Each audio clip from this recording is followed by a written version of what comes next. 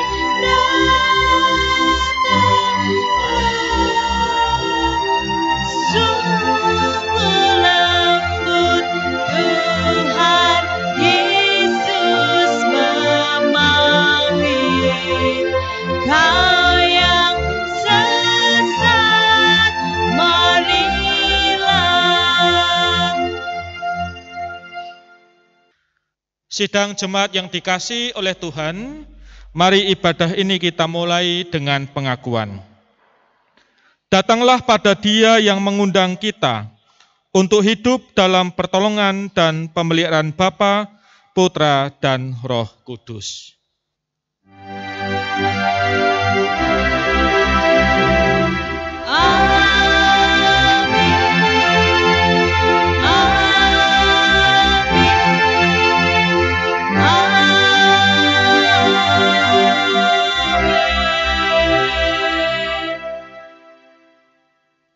Tuhan Sang Pemulih menyertai kita, sekarang dan selamanya.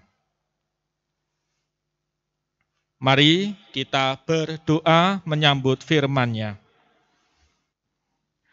Ya Tuhan, pada hari Minggu ini kami hendak mendengarkan sabda-Mu. Tuntun dan berkati hati kami. Dalam nama Tuhan Yesus Kristus kami berdoa. Amin. Bacaan firman Tuhan diambil dari 1 Petrus 2 ayat 24 dan 25. Dua ayat, 1 Petrus 2 ayat 24 dan 25, demikian firman-Nya. Ia sendiri telah memikul dosa kita di dalam tubuh-Nya di kayu salib, supaya kita yang telah mati terhadap dosa hidup untuk kebenaran. Oleh bilur-bilurnya kamu telah sembuh, sebab dahulu kamu sesat seperti domba, tetapi sekarang kamu telah kembali kepada Gembala dan pemelihara jiwamu. Berbahagialah setiap orang yang mendengarkan sabda Allah dan memeliharanya dalam hidup sehari-hari.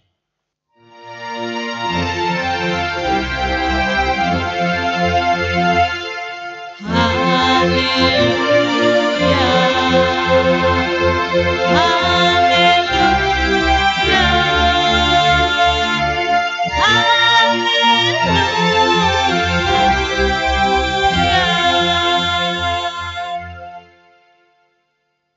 Kita memuji nama Tuhan, Kidung Jemaat 53, Tuhan Allah telah berfirman.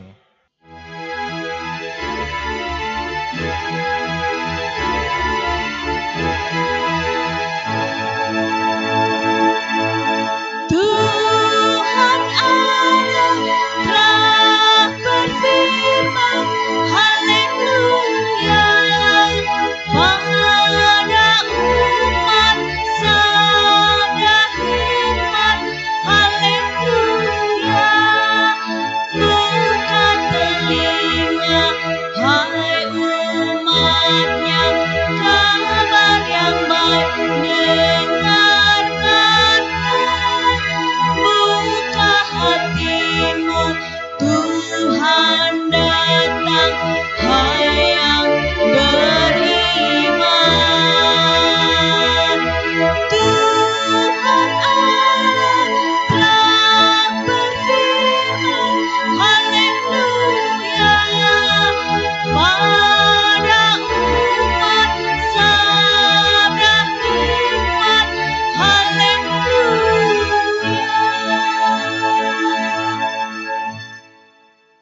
Bapak, Ibu, Saudara, dan anak-anak sekalian, ada sebuah pertanyaan untuk Bapak, Ibu, Saudara, dan anak-anak kita. Pernahkah mengalami sariawan?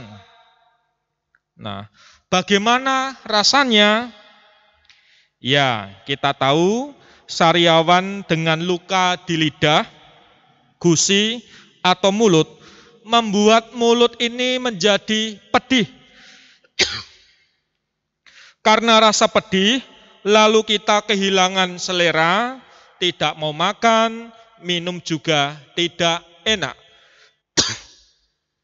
Saat makanan masuk ke mulut, rasanya semua itu semakin melukai sariawan. Akibatnya, badan menjadi tidak enak, lemes, dan semua aktivitas tidak nyaman untuk dikerjakan. Jadi serba tidak enak.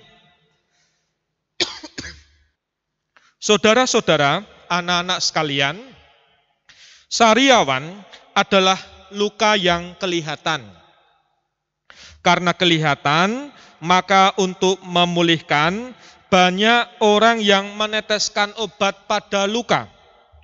Ada pula yang dengan cara minum obat sariawan. Dalam proses pemulihan, terkadang banyak orang tidak siap untuk mengalami pedih. Akibatnya, ada orang membiarkan lukanya itu dengan harapan, nantikan sariawanku sembuh sendiri. Nah, saudara-saudara, dalam kehidupan kita semua, ada luka yang kelihatan, tetapi ada juga luka yang tidak kelihatan. Luka yang tidak kelihatan itu terletak di dalam batin atau hati. Kita mengenal luka sebagai luka batin, luka hati, loro ati, gerah manah. Karena setiap orang memiliki hati, maka setiap orang pada dasarnya pernah mengalami luka hati. Coba jujur, siapa yang belum pernah luka hati? Pasti semua pernah mengalaminya. Luka itu bisa jadi kecil, namun luka itu seperti duri dalam kehidupan sehingga menghambat perkembangan atau proses hidup. Meski setiap orang punya luka batin, sayangnya tidak semua orang mau mengungkapkannya. Ada yang pintar menyimpannya. Membicarakan luka batin bisa menjadi seperti meneteskan obat merah ke atas luka di tubuh. Sakit sekali rasanya saat mengetahui kekurangan-kekurangan, bahkan dosa-dosa kita. Saudara, untuk menjadi pulih, maka pertama-tama kita diajak untuk jujur, bloko, pada diri kita sendiri. Dengan mengenal dan mengelola luka batin, kita akan mengenal siapa kita, apa kelemahan kita. Luka batin itu tidak hanya sebatas pengalaman pahit dan tidak bahagia di masa lalu, tetapi juga pengalaman seperti ketika kecil dimanjakan, mengalami pembiaran, semua hal atau apa saja boleh dibolehkan, asal tidak menimbulkan luka batin. Nah sekarang, bagi yang saat ini anak-anak melihat khotbah ini atau mendengarkan, jikalau anak-anak dimanjakan, semua hal dipenuhi, semua apa-apa dikerjakan orang tua. Coba tanya kepada anak-anak, apakah anak-anak kalian semua pada senang? Ya, pasti senang, itu pasti.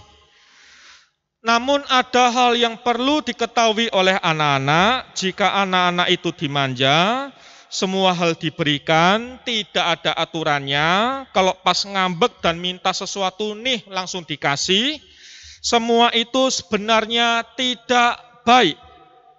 Itu ibarat atau seperti racun yang ditaruh di dalam makanan yang enak-enak. Demikian juga kita, orang tua, hendaknya menghindari memanjakan anak, sebab dengan memanjakan berlebih, sejatinya orang tua sedang menanamkan luka batin. Nah, mari kita diajak untuk belajar mandiri, agar nantinya menjadi pribadi yang kuat. Saudara-saudara, Bapak, Ibu, dan anak-anak semua, pengenalan terhadap luka batin sebenarnya jalan menuju anugerah pemulihan Allah. Kalau kita mengenal luka batin, berarti sebenarnya kita menuju proses dipulihkan oleh Allah. Ketika kita mampu memulihkan diri sendiri, sebenarnya kita mengubah kerikil-kerikil penyebab luka-luka batin menjadi mutiara yang sangat indah. Nah, saudara-saudara, Bapak, Ibu, anak-anak pernah mendengar tentang kisah mengubah pasir menjadi mutiara? Ya, ini kisah yang sudah umum. Dulu kita dengar dan saya ulangi ceritanya demikian. Jadi, ini berkisah tentang perjuangan seekor kerang masuk ke dalam cangkangnya. Nah, seekor kerang menghasilkan mutiara yang sangat indah, sangat besar, itu butuh perjuangan. Jadi, pertama kali saat pasir masuk ke dalam cangkang kerang, dia sudah merasa sakit. Tubuhnya yang begitu lunak tidak tahan dengan goresan atau proses pasir yang masuk. Untuk mengurangi rasa sakit, maka kerang mengeluarkan lendir dari perutnya untuk membungkus pasir itu. Dengan demikian, rasa sakitnya tidak terlalu terasa. Dengan mengalami hal ini selama bertahun-tahun, maka pasir itu nantinya menjadi mutiara yang sangat indah dan cantik serta mahal. Dan kisah ini mengajak kita untuk merenung tentang luka batin. Jika kita mau membuka untuk berpulih, maka pemulihan akan dialami.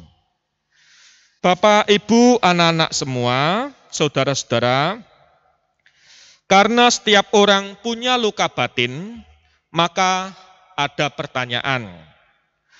Maukah hidup saudara, luka saudara, hidup saudara dipulihkan? Maukah saudara sembuh? Lalu siapa toh Pak Pendeta yang bisa menyembuhkan? Kesembuhan itu berawal dari diri kita sendiri. Ya, yang bisa menyembuhkan adalah diri kita. Di sisi lain, nanti ada anugerah yang melingkupi kita. Nah, maka bacaan kita di ayat 24 tadi difirmankan, Ia sendiri telah memikul dosa kita di dalam tubuhnya di kayu salib, supaya kita yang telah mati terhadap dosa, hidup untuk kebenaran. Oleh bilur-bilurnya kamu telah sembuh, sebab dahulu kamu sesat seperti domba, tetapi sekarang kamu telah kembali kepada gembala dan pemelihara jiwamu. Bapak, Ibu, Saudara, dan anak-anak, Yesus telah memikul dosa kita. Dosa di sini menunjuk pada peristiwa atau tindakan perbuatan jahat kita. Kita berdosa berarti kita berbuat jahat. Nah, kalau ada yang bertanya, loh, luka batin kan yang merasakan saya, apakah bisa merupakan tindakan dosa? Ya, luka batin memang di hati kita masing-masing. Mestinya kan bukan tindakan dosa. Namun, efek atau akibat dari luka batin kita ini loh yang bisa mengarah pada tindakan dosa.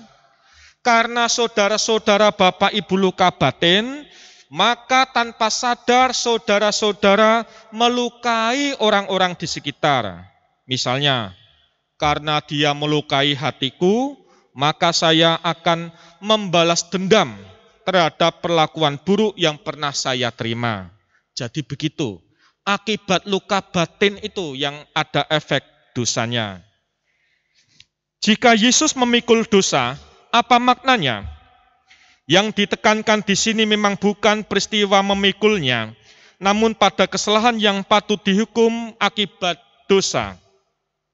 Nah, tujuan Yesus menebus dosa dan kesalahan dan ada pengampunan supaya kita nanti bisa hidup dalam kebenaran.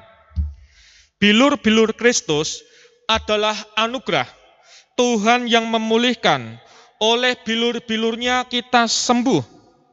Dengan salib itu, Yesus Tuhan menghendaki tidak ada lagi sesama manusia yang saling melukai. Dalam bahasa kekinian, bahasa anak-anak, stop saling melukai. Kamu telah sembuh. Stop melukai. Saudara-saudara, anak-anak, dalam pemulihan luka batin, seseorang yang batinnya terluka akan pulih jika ia mau hidup dalam keterbukaan. Apabila seseorang menyangkal pengalaman-pengalaman yang pahit, berarti dia juga menyangkal dirinya untuk pulih kembali. Jika seseorang melihat luka batin dalam dirinya, namun menolak rasa sakitnya, maka ia akan terpisah dari keutuhan diri sebagai manusia. Wah, bukan manusia lagi. Nah, kata kuncinya adalah berani melihat masa lalu dengan segala kisah yang dialami kepada sahabat yang mau mendengar.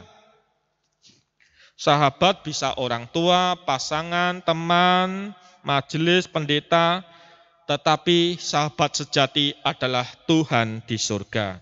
Mari ungkapkan dalam doa.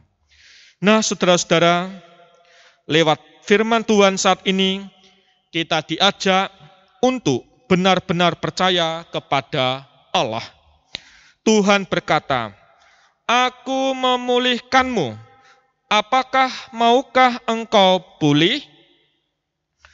Mari mendekat, melekat pada Tuhan Sang Pemulih. Mari kita upayakan semua itu dalam kehidupan keluarga kita. Mari kita alami kasih Allah yang memulihkan bersama keluarga dan orang-orang di sekitar kita. Selamat berpulih. Amin. Saat teduh untuk kita. Saat teduh selesai. Marilah sebagai bagian dari umat Tuhan di dunia dan di segala zaman, kita mengingat dan menegaskan kembali iman kita dengan mengucapkan ulang pengakuan iman rasuli yang demikian.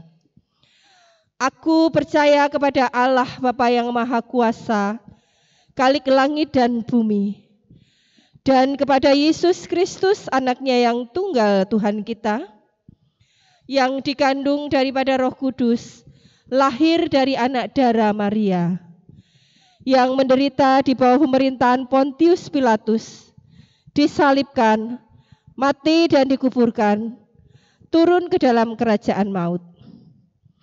Pada hari yang ketiga bangkit pula dari antara orang mati, naik ke surga, duduk di sebelah kanan Allah Bapa yang Maha Kuasa, dan akan datang dari sana untuk menghakimi orang yang hidup dan yang mati. Aku percaya kepada Roh Kudus, gereja yang kudus dan am, persekutuan orang kudus, pengampunan dosa, kebangkitan daging, dan hidup yang kekal. Sidang jemaat yang terkasih, mari kita berdoa.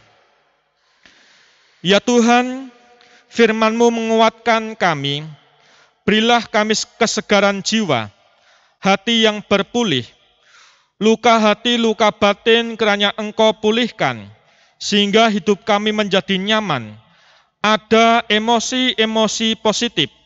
Jauhkanlah kami emosi-emosi negatif, hanya selalu mengingat hal-hal buruk dalam kehidupan.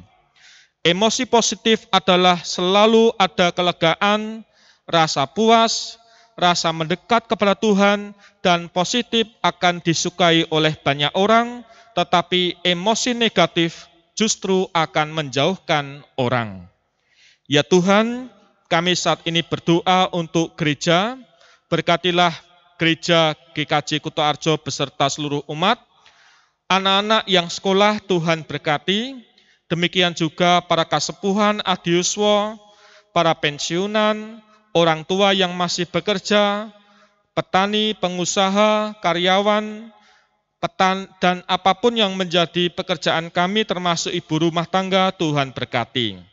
Bangsa dan negara Indonesia, Tuhan pulihkan. Meskipun keadaan COVID semakin mereda, tetapi kami tidak boleh lengah. Biarlah kami tetap waspada, tidak lupa diri, selalu memakai masker. Ya Tuhan, doa ini kami haturkan dalam nama Tuhan Yesus Kristus. Amin. Aku bersyukur kepadamu, sebab Engkau telah menjawab aku dan telah menjadi keselamatanku. Keluarga yang dikasihi Tuhan, dengan syukur kita membawa persembahan syukur kepada Allah. Selamat menaikkan persembahan. Kita pujikan dari NKB 199 bait 1, Sudahkah yang terbaik kuberikan.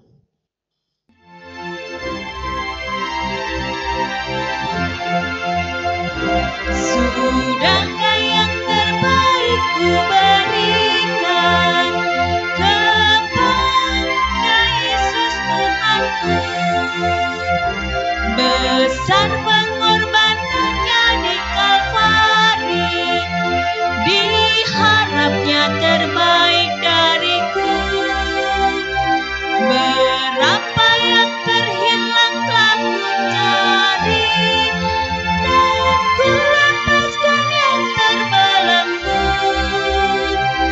Sudahkah yang terbaik ku berikan kepada Yesus Tuhanku. Jemaat dipersilakan berdiri, kita akan menghaturkan persembahan kita di dalam doa. Mari kita berdoa. Sekarang ini ya Allah, kami bersyukur kepadamu dan memuji namamu yang agung itu. Sebab siapakah kami, sehingga kami mampu memberikan persembahan sukarela seperti ini. Sebab daripadamulah segala-galanya, dan dari tanganmu sendirilah persembahan yang kami berikan kepadamu. Kami berdoa dalam nama Tuhan Yesus yang telah mengajar kami berdoa. Bapa kami yang di surga, dikuduskanlah namamu, datanglah kerajaanmu, jadilah kehendakmu di bumi seperti di surga. Berikanlah kami pada hari ini makanan kami yang secukupnya, dan ampunilah kami akan kesalahan kami, seperti kami juga mengampuni orang yang bersalah kepada kami. Dan janganlah membawa kami ke dalam pencobaan, tetapi lepaskanlah kami daripada yang jahat. Karena Engkaulah yang empunya kerajaan dan kuasa dan kemuliaan sampai selama-lamanya. Amin. Saudara-saudara, mari kita menyanyi nyanyian pengutusan pelengkap Kidung Jemaat 288, Inilah Rumah Kami.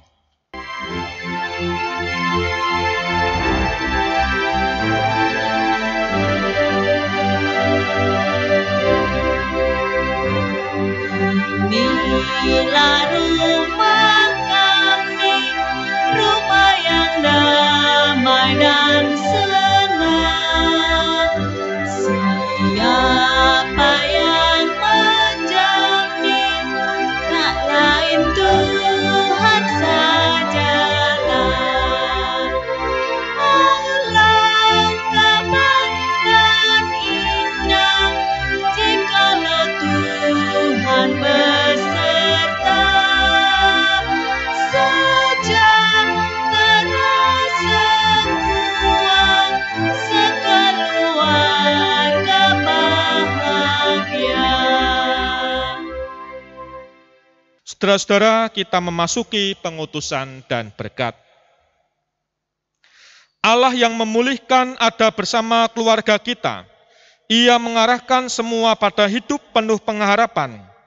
Terimalah pemulihan dan pemeliharaan Allah, Sang Sumber Kasih Karunia. Sekarang satukan hati saudara dan terimalah berkat-Nya.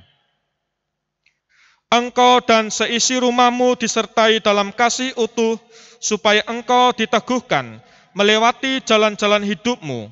Penyertaan Bapa, Putra, dan Roh Kudus bersama engkau dari sekarang sampai selama-lamanya. Amin.